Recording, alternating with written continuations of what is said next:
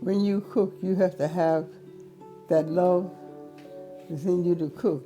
Because if you don't have that love within you to cook, it ain't gonna turn out right. You have that love and that passion for cooking, you don't have to worry. It's gonna turn out right. I don't measure.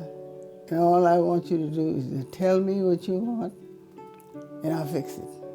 That's all you have to do. You just have to tell me, and I'll fix it. She has set a path that many could follow, because now when you're in the world like we live in, some history is deleted. But in her cookbook and her experience through life, she's making sure that we remember, especially her children and grandchildren and great-grand, that we remember that times were not always as easy as it is now, but it was hard for her. So we should learn to appreciate where she came from and what she has instilled in us, so we can in turn be better citizens in the world.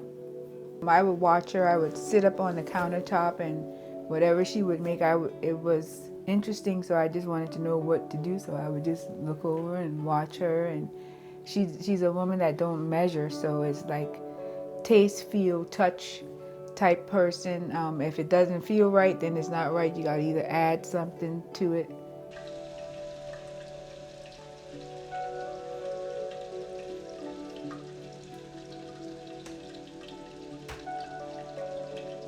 She's a cook, but she's not one of those cooks that has to measure everything. And I think that deserves to be applauded.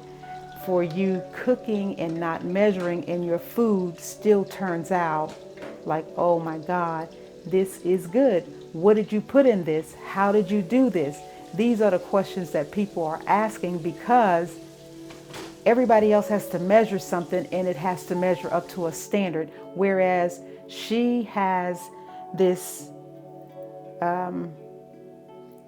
gift from God to put it together, make it meaningful, make it flavorful, make it great for the world, and for everybody else to see that this came from my head, my heart, and my hands.